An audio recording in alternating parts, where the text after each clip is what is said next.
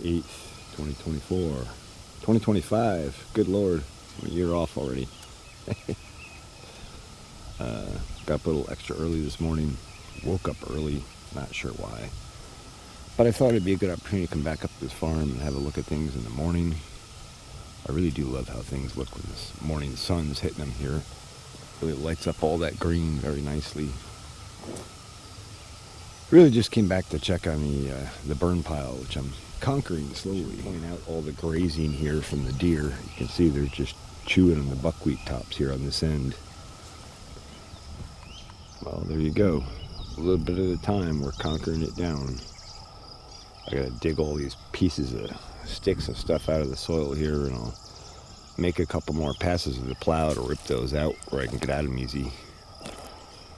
And there's some stumps to clean up, and one, maybe two more real actual piles of brush stuff to burn, and then the rest is mostly stumps and clumps of dirt, and we'll have to grade and smooth it out, but at least we'll have the fire burned out of the way, and we won't have to worry about melting vinyl coated chicken wire fence burning off here. So that's exciting. Cover crops are up and rocking. Fence is coming together. Steadily, slowly making progress this season. Tuesday, July 8th. Just a little after 5 o'clock. Just got back to the farm here, and we had a thunderstorm start and then just pass through as a short shower at my place. But up here at the farm, it looks like we got a little bit heavier thunderstorm. We got some significant rain out of it. Now, I don't think it's a huge amount because you look at the edges of the beds and they're a little dry. But the soil is dark, so we got enough moisture to really help things along. And that'll very much help, especially these clover crops in here, as they're just germinating and emerging. They like a little extra moisture, especially the yellow clover. So that'll help tremendously, and things are perking up green immediately already. Here we are up at that dry sandy mound spot that I've been talking about all season. Everything is much darker green up here. It's interesting how the entire color and growth habit of the crop changes dramatically in this region. But I'm just looking to see how we look after the rain, and not seeing too much wilting in here now. Things are perking up. So that little shot of rain that we got made a huge difference. And hopefully we'll get more tonight. And I think Thursday we're forecasted for heavy thunderstorms in the afternoon. And that far cover crop sure is starting to fill in as a full canopy now. That's nice. Sea of green. So speaking of that rain event and how it relates to cropping and farming and capturing rain events, just want you to notice here, obviously this was a significantly heavy rain event. It soaked the soil up through on the top. I see soil soaked underneath the maple tree up there to some degree at least. And then here we have fresh sediment runoff, fine sediment runoff. And you can see where we had puddling here. And the thing you should notice in the scope of all this is that this ground is very hard, and therefore it does not absorb water well. And also that here where it's the high point, it's already drying out and going back to that hard, dry mat that we see in other places. We'll take a little walk up in this corner here where it hasn't been disked. And you can see the wet spot with the sediment and the puddle, dry, hard layers all around, and the low points are wet and dark. And yet, as contrast, when we go off to where we disked and we put in cover crops and we softened the soil and we made it so that rainfall can penetrate that soil and stay in place in that soil profile, we don't see the puddling here. We just see damp, dark soil, consistently uniform, damp and dark. And we just happen to have the trench open right now for the new fence line that's going in here. And we see moisture sitting down in the trench as well. So just another comparison between different soil types and soil structures and how much of a dramatic effect it has on the results. Here we are back at that burn pile eyesore, and the last couple days as I've been chiseling away here, I got a good chunk of this burned down. There's some pieces left to clean up still, but at least I can get at it a little bit better with the machine and break it up. And when I come back here with the plow and the tractor and scrape some of this out just to pull out some more of this kind of stuff like I did here. A lot of stuff that's bound in there from packing it all together with the Massey Ferguson, and some soil got incorporated, so it's kind of jammed together in a knot. So I'm going to pull the knot out, and then we'll fish all the debris out of it and burn that in the next burn. And then we can grade this out and make this nice, and then we can finish. But there is exactly that same spot as this pouring rain comes on, and you can see it's not super heavy. It's just raining, steadily, heavily, but not a crazy downpour. And look at the water flowing through here. So when we can slow that down and capture it into the landscape, we can store it and use it over time. You'll see even here, up on this rocky slope, where the ground is hard and the soil is thin, there's already water running off. Despite the fact that I went across it with the disc and cut it, and it was basically trenched crossways. And you can see water starting to accumulate down here in the valley. That's just going to ride right down that channel and be distributed out over here. I'm going to do some contour plowing in here before we finish building the fence to help facilitate water distribution. You'll see. And here as it rains harder, you can see water flowing down the channel of the roadway as well.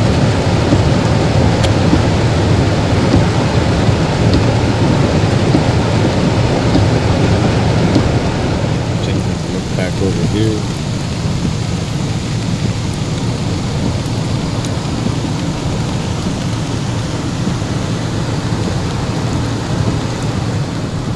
Just looking at the water collecting down there and channeling down that valley. We'll take a look what it does when it gets to the trench here. And then over here, I apologize for the blower noise, but I need it to defrost so you can see. Over here where this water's running down straight down the roadway, I think I'm going to come back here with the plow and cut a trench right off kind of where that water channel is already starting to naturally go, and that'll bring the water that runs down here off into our growing space as well and charge the upper part of the aquifer. That way rain events are charging everything up for us and keeping the moisture we need available. See right down here in the grow space at various points along the slope where there are dips and holes that water is puddling there. And you notice where the cover crops are and where the trenches are, where we've disturbed that soil and broken it up a bit, it's absorbing all the moisture that's hitting it. There's no puddles happening there. Up above it, there's puddles starting to build. Down below it, and all the way up the slope up this way to us. But we're going to be able to change that and capture that moisture. Oh, yes. How sweet is that? So different just since I got here. Awesome, coming together.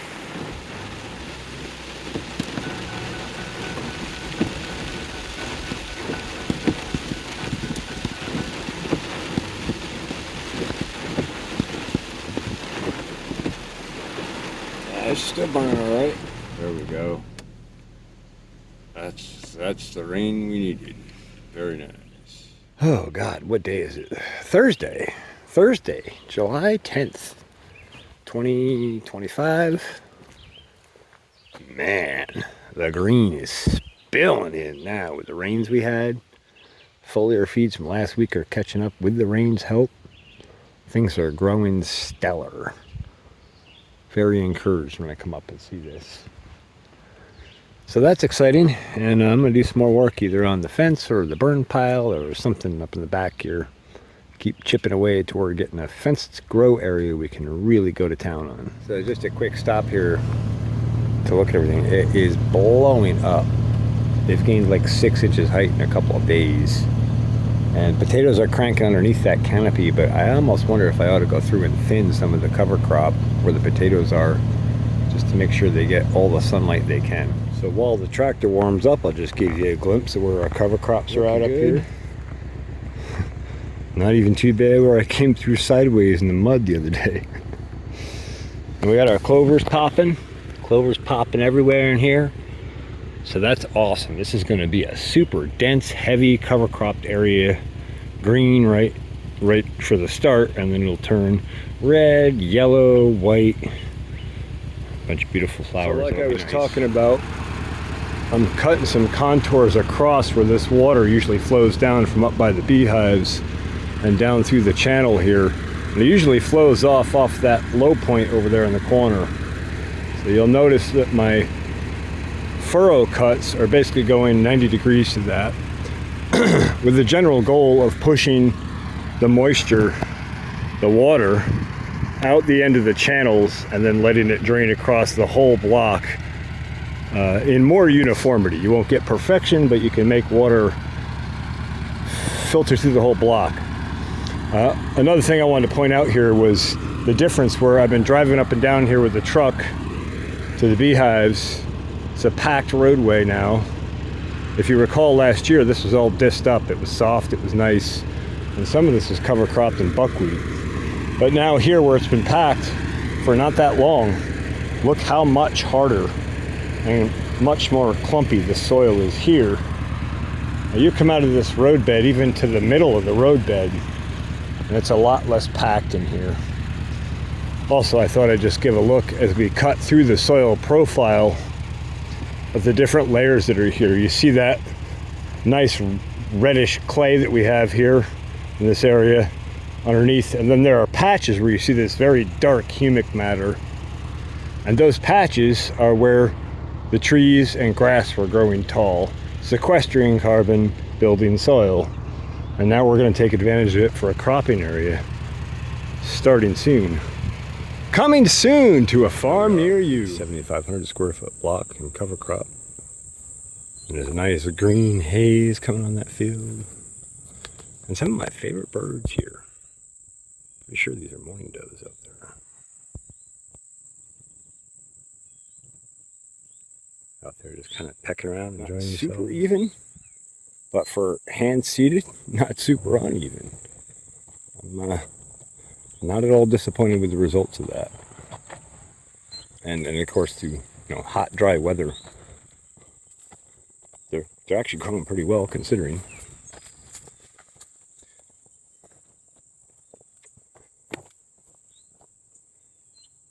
Yeah, very interesting. You can see in here the wet zone run up the channel like I talked about. You can see another wet zone up here. Look at this.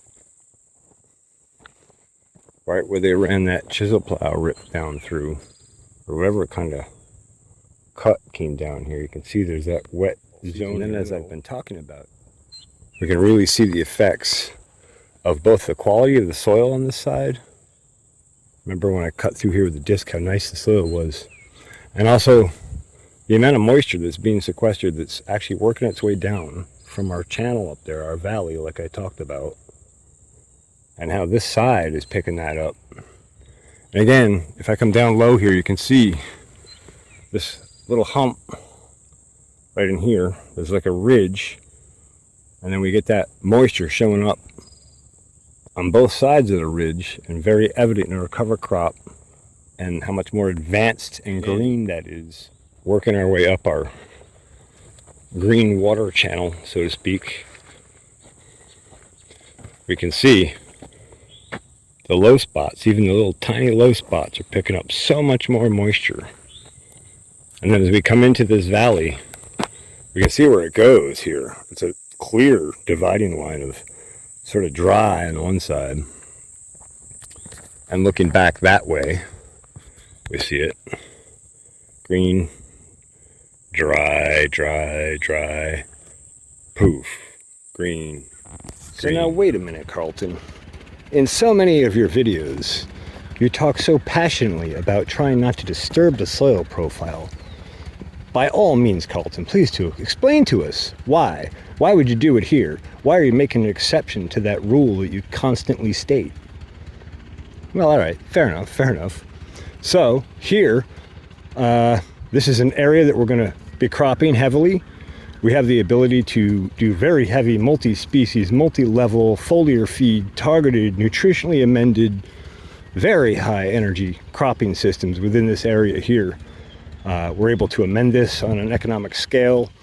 We're able to yield soil and plant health at their maximum, and we're able to compress plant spacing down so there's basically no open soil in anything in this area while we're growing. And consequently, we can build tremendous soil energy, tremendous humic matter, and tremendous soil health very, very, very rapidly. But there's one drawback to that.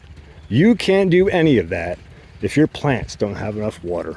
And it doesn't matter what kind of plant it is, but if they don't have enough water, then they struggle and they stress and they don't do that job of building soil well.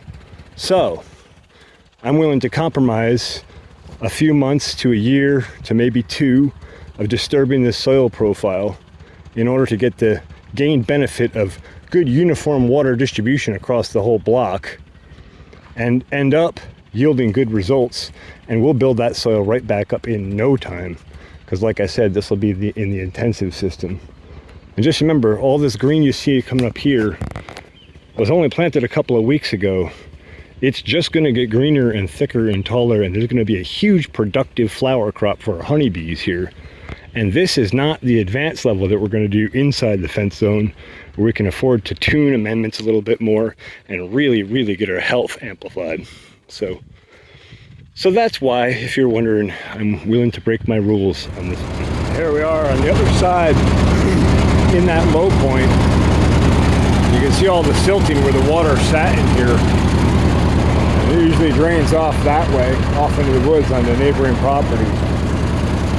So you can see from this angle probably a little better how those running across divert our water out to the sides and make it slow down more and spread off into our bed as best we can. That'll make a huge difference. And I'm taking as deep a rip as I can with the plow, and then when I clean this bed up, it'll be disced in. So those trenches will be deeper than the rest of our excavation, or rest of our soil work, I should say. We are now at this upper corner. You can see where I cut up and across this way.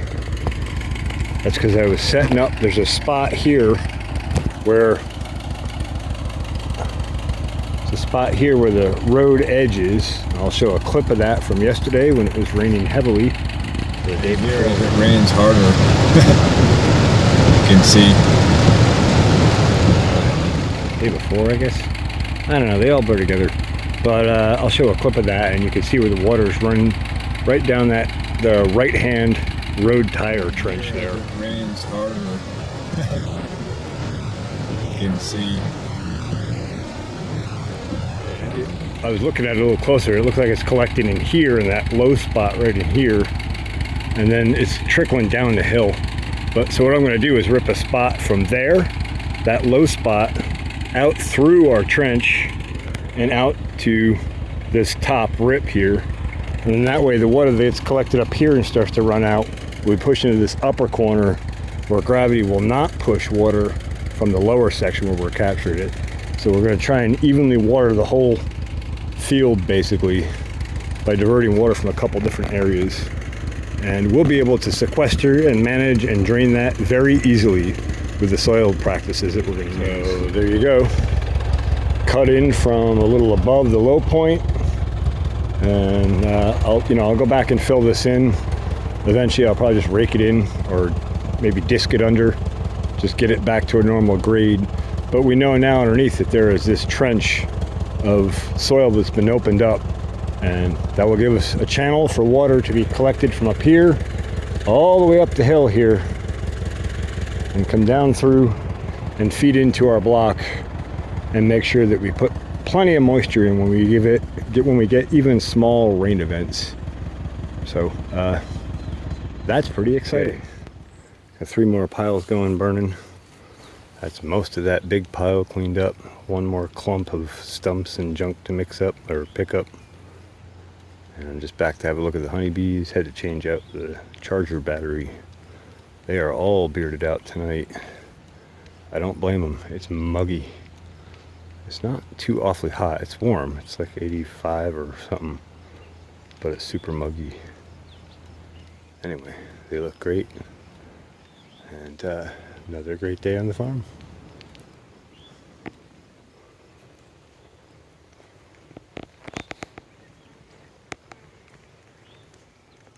Wednesday, July 9th, 2025. Good thunderstorms overnight again last night, I believe, here also. Definitely at my house. Big puddles in the front yard. Good rains. Oh, look at all that green coming up. That is beautiful. Things are looking good. Spent some time with my son this evening, so just getting to the farm now. About 8 o'clock.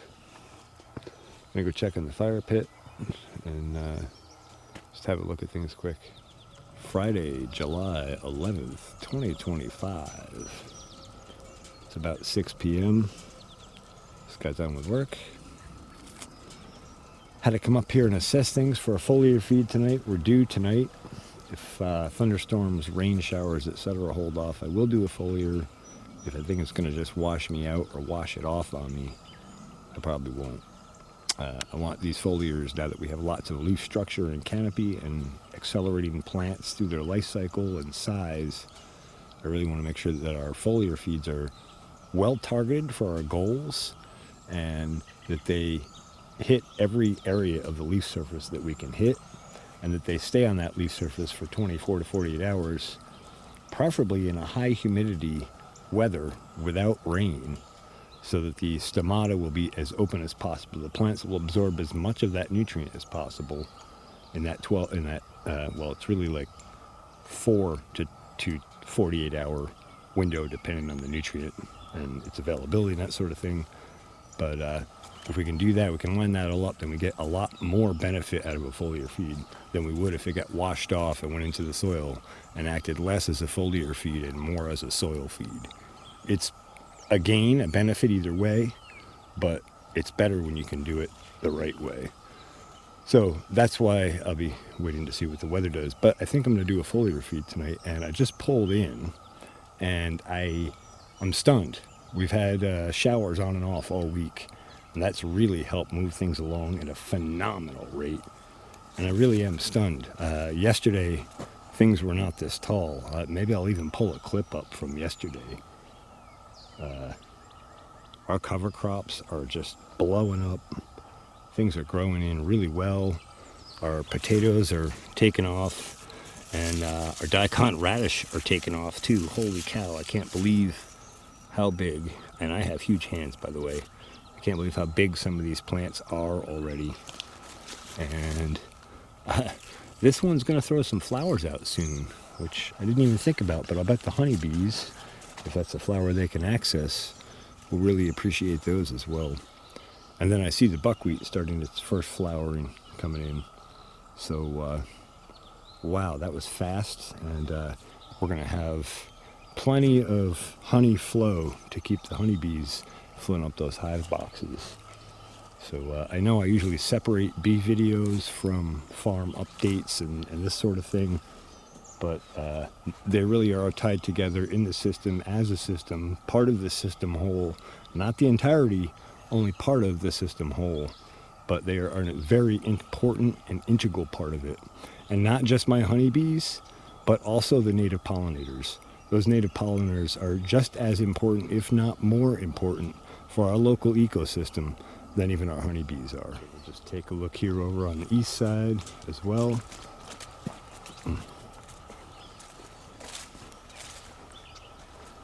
And yeah, things are blowing up over here too. And in fact, a lot of these are starting to catch up to these, because we have buckwheat starting to pop flowers on this side also. So that's super encouraging. And I know it's hard to even see some of the potato plants in here, but they are in here, and they're doing well. They're thriving. I may end up coming back through here and weeding a few of the buckwheat back out of the way another week or two. Maybe wait till after they throw flowers and the bees can use the flowers. But I just want to make sure they get maximum sunlight, because we always have to remember that that where we're using those foliar feeds to accelerate photosynthesis dramatically. And so a huge part of that is having the sunlight that gives us the photosynthesis. There is a very large difference between getting a little bit of sunlight and getting a lot of sunlight. I just thought I'd stop real quick on my way up the road here. We're at the high, rocky, sandier soil dry point that we saw so much wilting in before. And after the rains last night and today and throughout the week, there's no wilting, and these plants are thriving and taking off and growing in size. So that's exciting. Here's a good close-up example of the rocky area and how wilted and kind of dry it is, how much drought there is, so to speak, in this one spot. But once you even get beyond that, it picks back up again.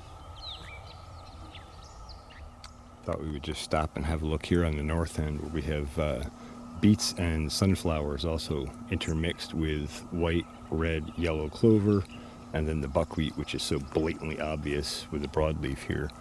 And first thing I notice is here in the corner where there's access for deer and there's a little bit of protection they can run off into right away, we see a whole lot of grazing.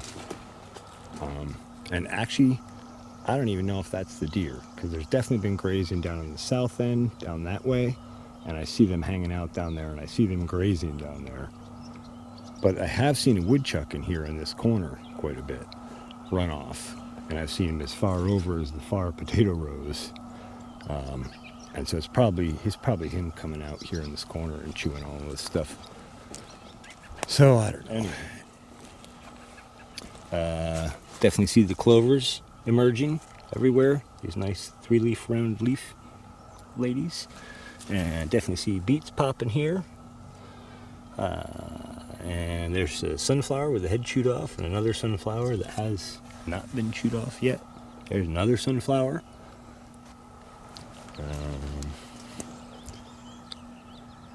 Yeah, so good germination, good growth. And as we move away from the woodchuck chew area, there's another sunflower there. And I'm sure there's more in here, and I don't want to walk on too much of this. Yeah, there's one with the head chewed off.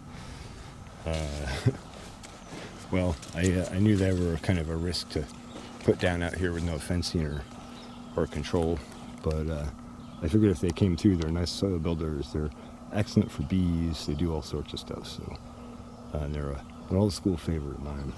And finally up here, they're doing the main fence area. Cover crops of rock in here also. I've gotten a good portion of the burn pile cleared out. Remnants to finish burning here. They would have done better if it didn't pour last night.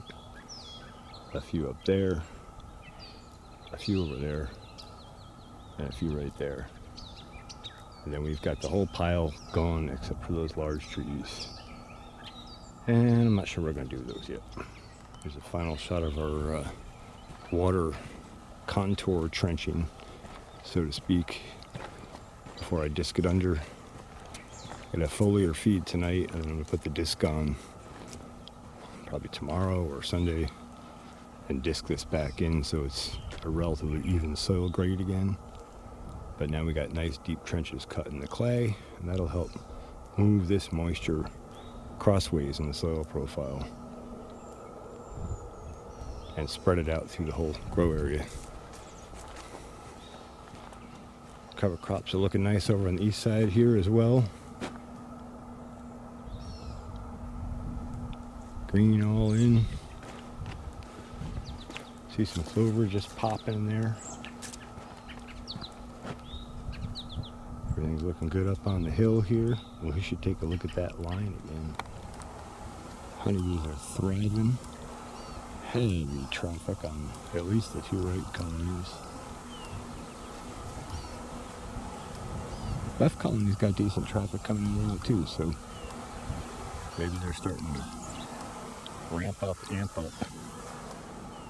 And right in front of the hives here, all this green here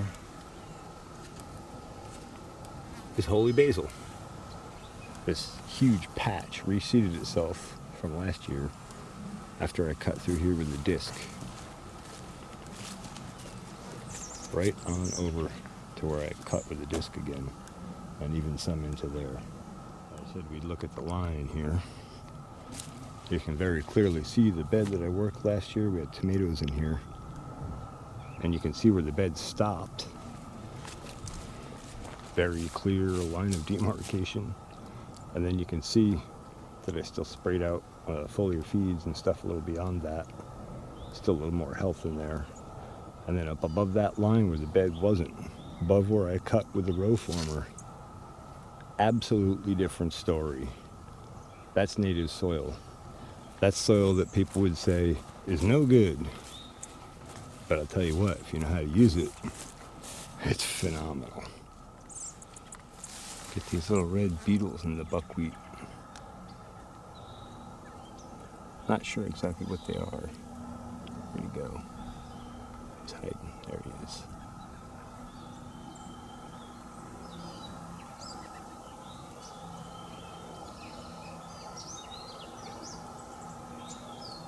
So also among the same bed from last year, because there was holy basil over here also, we find little holy basil plants all through here, spread all over, mixed with the clovers that are emerging, and then the catnips that I just put in last week, and a nice blend. And then there's some native flowers here. I think these are called trefoil. They're all over the place. Here's a larger holy basil plant, a cluster of them. And then as we come over here where the holy basil is really heavy, and it reseeded really heavy, we have tons of it all through here. So that's kind of nice. And I guess we'll take a look at the upper block over here now.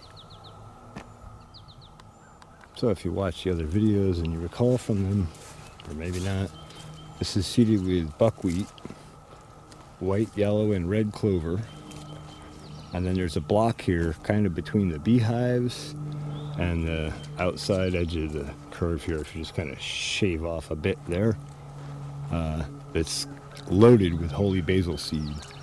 I'm hoping the seed is good from last year. I expect it will be. I don't have any reason for it not to be good.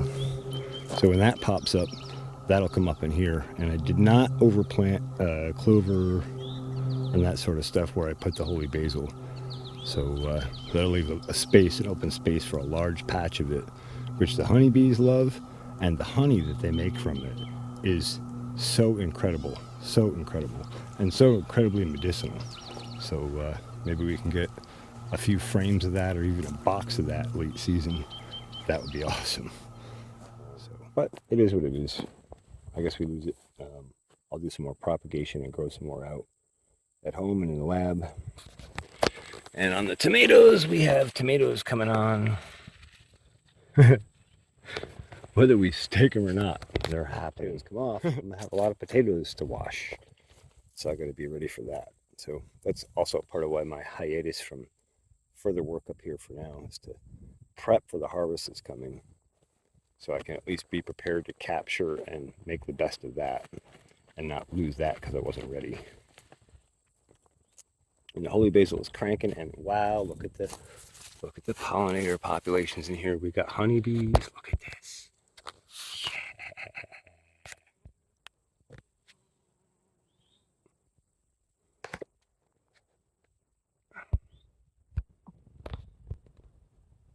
And we have all kinds of wild pollinators in here as well.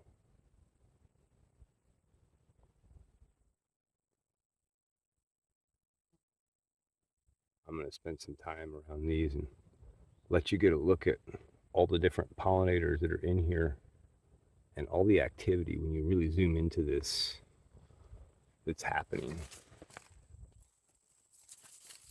And those honeybees are going right through and visiting. And I don't know if we can get one to stop working long enough to get a good look at her. There goes a moth. But if you look closely, you'll see when they're collecting this pollen that their sacs are very red, and that's because they're collecting just this pollen. And we'll just take a look at her quick. Okay, I got one here. She's incredibly mad that I've captured her. But look at, I'm going to let her go pretty quickly here. I don't want to tick her off for very long. But look at the color of the pollen sacs on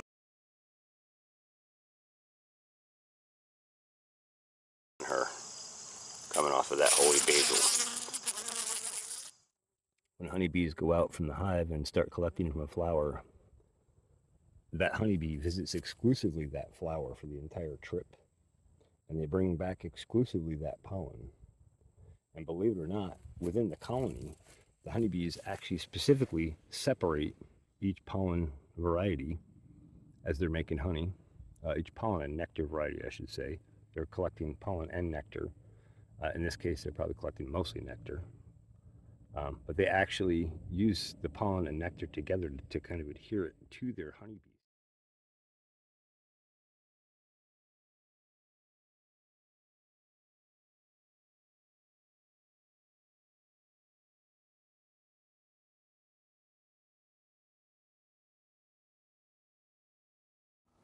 So regarding drainage, we were up there in the truck the other day when it was pouring rain, and we watched all the water build up in this valley and down in here and puddle up all through here.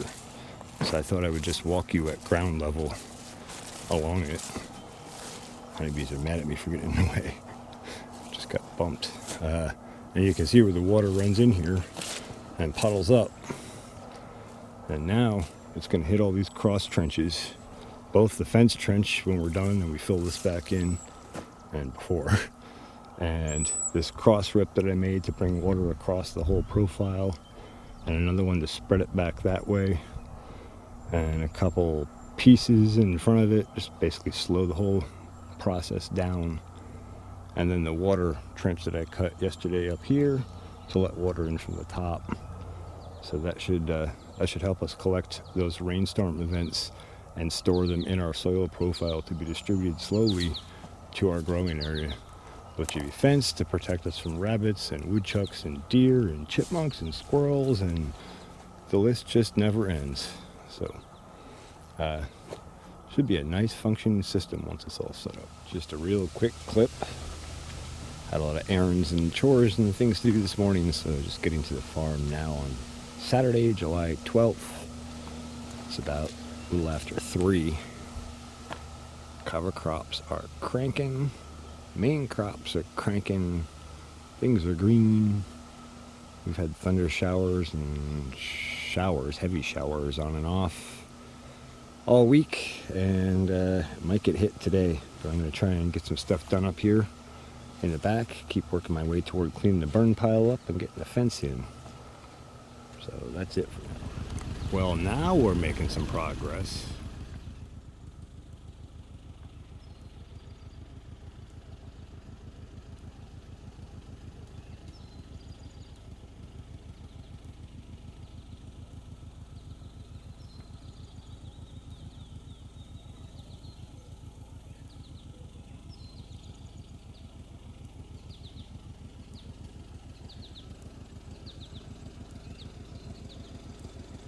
More bright colored orange now, fungal communities. Pretty cool. In the cedar burned area, of course. Disking back under. What can I say? It's already been a long project. We're not really anywhere near done yet, but to make such progress feels great.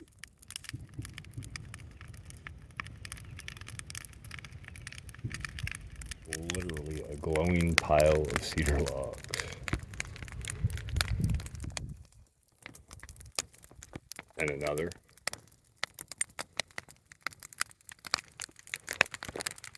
And another.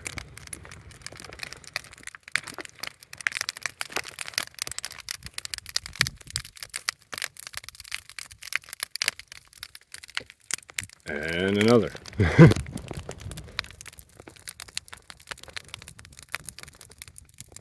One of the cool things is, besides all the nutrient release in this, is also there's always bits of charcoal left over. And it's charcoal that was made at very high temperature, which makes it in the category near biochar, if not actually biochar. And that'll help with the soil a lot. Pretty cool over here, where the deer have been grazing back the buckwheat over top of the buckwheat and radishes, both, I guess, over top of the potatoes. They won't eat the potatoes, but they'll graze back the buckwheat, and that opens potatoes up to better sunlight. That's kind of a nice way to use the otherwise hindrance of deer being around. These cover crop canopies are exploding, and underneath those canopies we got clovers popping up all over the place. And now, of course, that I shut the machine off to stop and record, I don't see any, but as I was rolling along here, I've seen all kinds of dragonflies.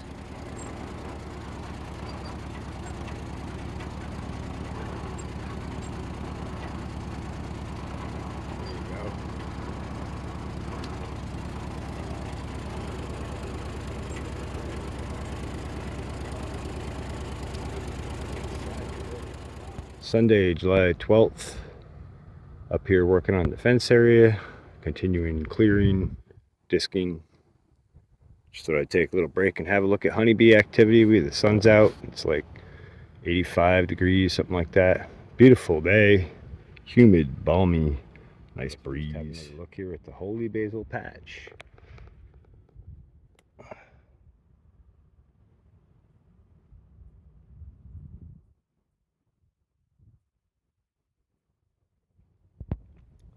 Pretty cool dragonfly here. Beautiful light blue.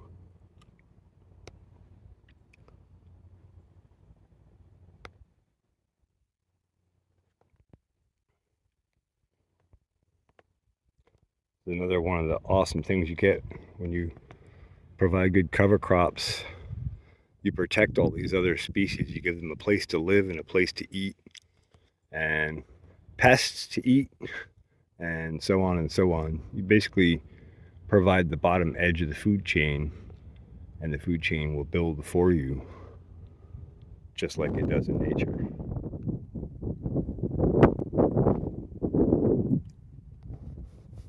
So if you recall in previous videos, I said I planted holy basil all through here.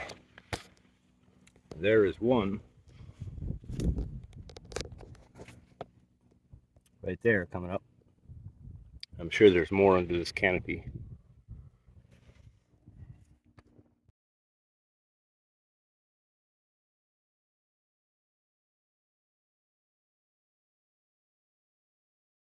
This is after several consecutive repilings of partially burned stumps and clumps and charcoal log hunks. And I got them all buried so that the more of the burning material is in the core. Then I soaked it with a little bit of diesel and lit it. And now it's holding all that heat in together like a shell and just burning that whole coal base up like a kiln almost. Burning.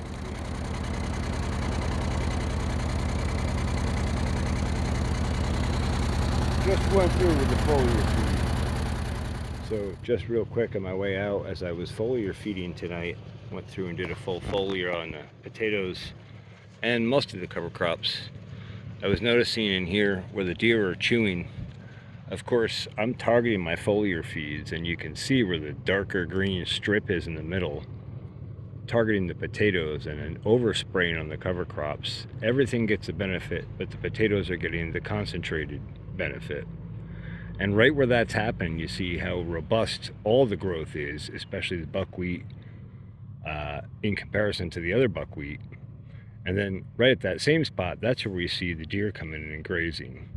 So they key right into these trace mineral nutrients, and they will prefer to graze stuff that is high in those trace mineral nutrients over stuff that is not. And so maybe this is a way to engage the local deer population as a grazing slash crop controlling method. They won't eat the potatoes, but they do graze it back where the potatoes are, opening the canopy up and letting the sunlight into them. I got no problem with that. Okay, after another night of mega burning, we're down to very little left to deal with here. And this ground is drying out, so that'll make disking this in a little clearer and easier, nice. There's not a whole lot left of these burn piles here. Monday, July 14th, 2025. A little after 5 p.m. Just got back to the farm here. Didn't really bring much in the way of tools because, as you might hear, impending thunderstorm of doom.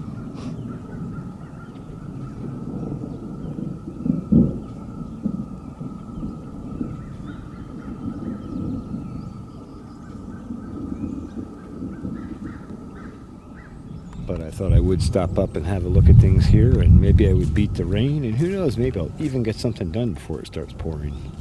Not a high likelihood, but a possibility. Just want to have a look at the potatoes here as they're taking off. Finally got in here last night and did a good foliar feed on everything. Heavy targeting right on the potato rows. A little bit of overspray onto the cover crops. And then it had some left over, so I went down over this whole block with a wide spray because we really want to amplify the soil up for next year. And the easiest way to do that is with photosynthesis and growing plants. Just thought we would take a quick close look here at the row. But you can really see the difference where we amended with calcium sulfate and where our foliar feeds are targeted on the row versus outside the row. That zone, massively different in color, growth, vigor, the works. And in the under canopy here of the cover crop, we have thriving potato plants. Deep dark green leaves growing at a rapid rate. So that's fantastic. It came out. There was another one that she headed back in that driveway. Scared him or her back. Pretty quick. Dust come off. Somebody been dust bathing. Tuesday, July 15th. Just around or maybe a little after 5 p.m. Had a good work day. Back to the farm to look at things and to do some more work on final cleanup on those burn piles. Did see some thunderstorms in the radar, so I'm not going to spend a lot of time here looking at stuff, but I just thought we'd get a look at things up close. Man, look at the size of the leaves on these buckwheat since that foliar feed. I'm a little heavier on copper and iron, and those two things particularly very much affect the photosynthetic process, not directly, but they are precursors for it. And iron especially really increases leaf size, which of course increases photosynthetic surface area. And you can see it in these radishes. These are throwing out some large leaves already. And same with the buckwheat.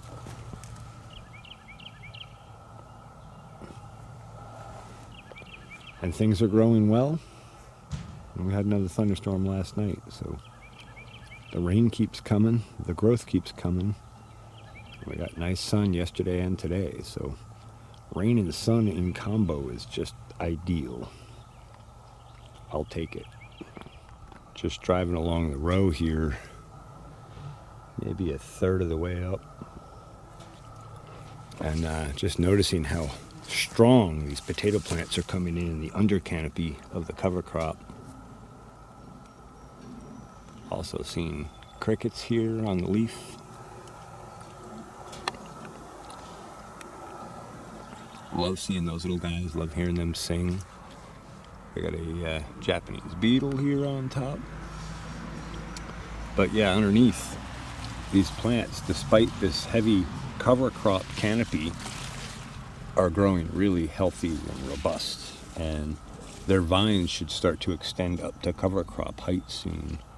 And this cover crop, this buckwheat, is going to flower out, and once it does, it'll stop taking up so much sunlight use, and so we'll have protected our soil, our existing soil, from weeds like this, from getting out of hand and getting access to sunlight and nutrients. And then it'll fade out of the way, and our potatoes can thrive up through it. And then on top of that, we've got the deer coming along here and grazing some of this back, and they'll go for more of this now that it's been foliar fed again, and they'll graze some of that back, and that'll keep the light coming into the plants. But it's amazing to me that despite all this quite a heavy canopy of buckwheat, that underneath it, these potatoes are really still doing well. I do wonder if maybe I should come back and just mow off the top edge, but I'm going to wait on that for now. I kind of want to, these buckwheat are just popping into flower. It won't be long before they'll be in full flower and the bees can use them, so I want to let them go through that process before we get them out of the way. But we'll see how it all plays. First time I've planted daikon radish as a cover crop, so that's an interesting experiment all by itself. And then the first time I planted the buckwheat cover crop at the same time as the potato crop, I usually would stall that planting a week or maybe two. And last year I stalled like a month or more. And that was way too long. Just thought we'd pause real quick and have a peek here. See about some of the sunflowers and beets. Oh yeah. We got beets sprinkled all through here, even despite the woodchuck and deer damage. There's a sunflower they chewed the crap out of, probably the woodchuck. So things are coming along. Hopefully my camouflage it from the animals and the cover crop will work for some of these, and we'll get some of them by. Either way, the clover crops will come in behind that and fill this in, so should be okay regardless. Also, while we're talking about clover, we got clover sprouting here in the under canopy, all through here. And beets, there's another beet, and another. So, good germination. Ooh, there's a sunflower that's sizing up. Yeah, they're hard to spot. They kind of really fade in with that buckwheat well. But nice to see such a large living green cover crop.